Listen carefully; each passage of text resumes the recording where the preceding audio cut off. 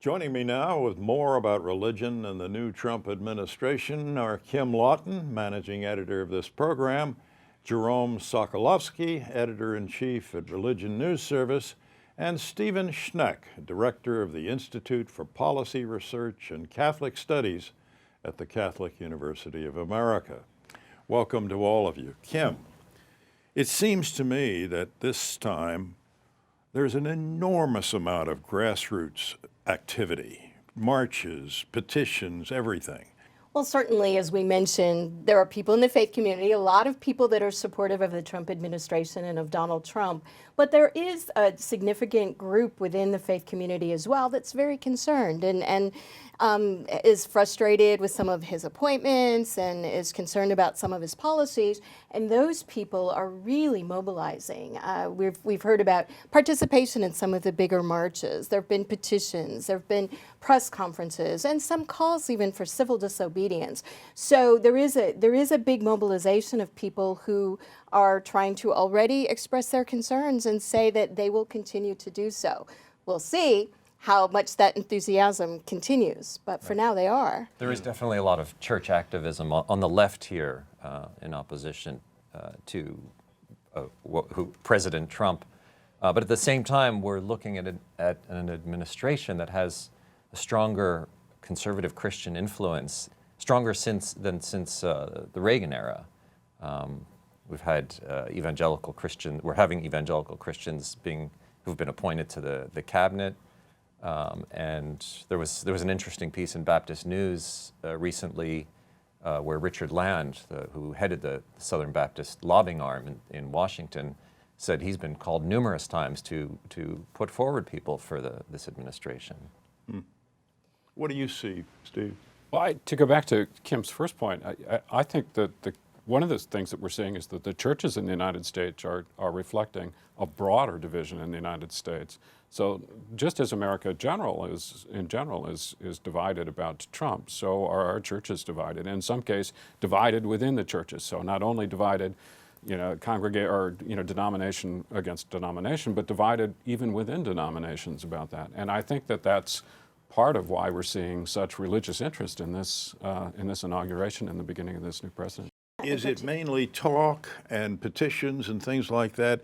Or is it going to go someplace? Is it going to Of course, there are calls for holy resistance, by some on the left. Some of the African American churches, for example, Sojourners has made this kind of call. So I wouldn't be surprised. In fact, I have heard that the Trump presidency could see the reemergence of a real Christian left in the United States. Maybe you've heard the same thing. I have, and the National Cathedral hosted the inaugural prayer service.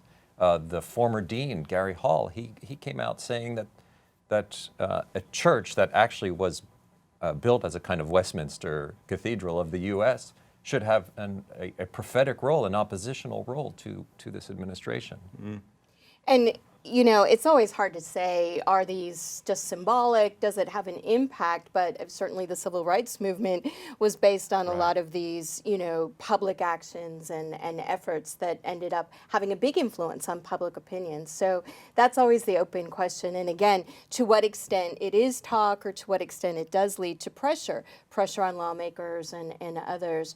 But I was going to ask Steve, because the Catholic Church in particular is seeing those big divisions you were just talking about, and I'm wondering how you see the Catholic bishops in particular navigating that relationship with the Trump administration. It's absolutely fascinating. Catholics, by a very narrow margin, supported Trump. But it's interesting to look a little bit into those numbers. So 60% of white Catholics supported Trump. About 65% of Latino Catholics did not. And that kind of split is evident, in our pews within the Catholic Church, and it's certainly evident, I think, among the bishops. And so there's a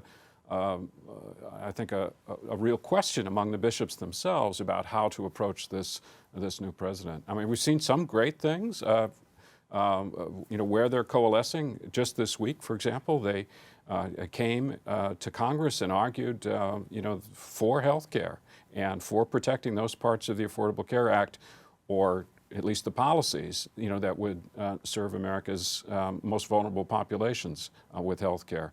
But there are still many parts of this administration where we're not quite sure where the bishops are going to come down.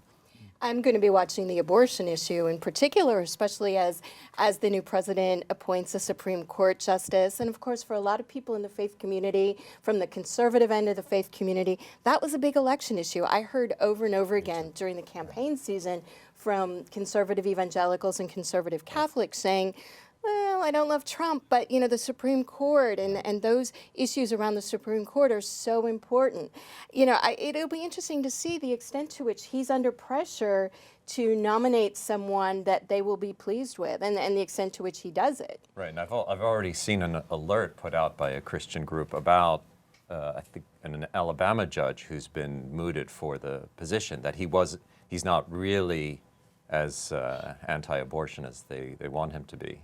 So that'll be interesting to see how they push him and how he responds to that, given what he might owe them in terms of the election. I cannot imagine, though, that Trump can't nominate a conservative judge who would be the sort to overturn Roe v. Wade. I mean, that is the expectation of his base. I just can't see that he could not do that. There are a few indications of some civil disobedience, I think, too. For instance, the police chiefs who have said, if you come and want me to go and round up immigrants, I'm just not going to do it. We have the sanctuary church movement, churches that are saying they're going to refuse to comply with roundups of immigrants. I think it'll also be interesting to look at if perhaps when the Affordable Care Act is repealed and something replaces it.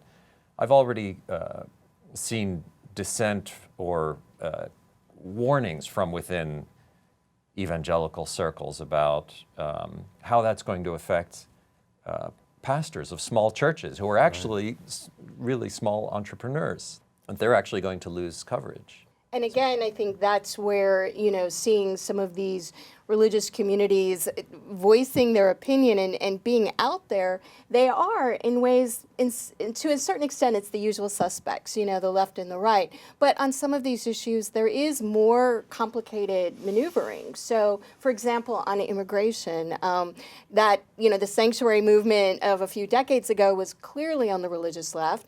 Now you have a lot more evangelicals concerned about the immigration issue. Now, I haven't seen them all lining up to be sanctuaries, but you hear more conservative evangelicals speaking out on the issue of immigration, and some of them have already been meeting with Donald Trump about that issue and trying to urge him to moderate some of the statements that he made during the campaign season. Yeah. You mentioned the bishops before. I think one of the things that's going to unite every Catholic bishop in the United States is the immigration issue.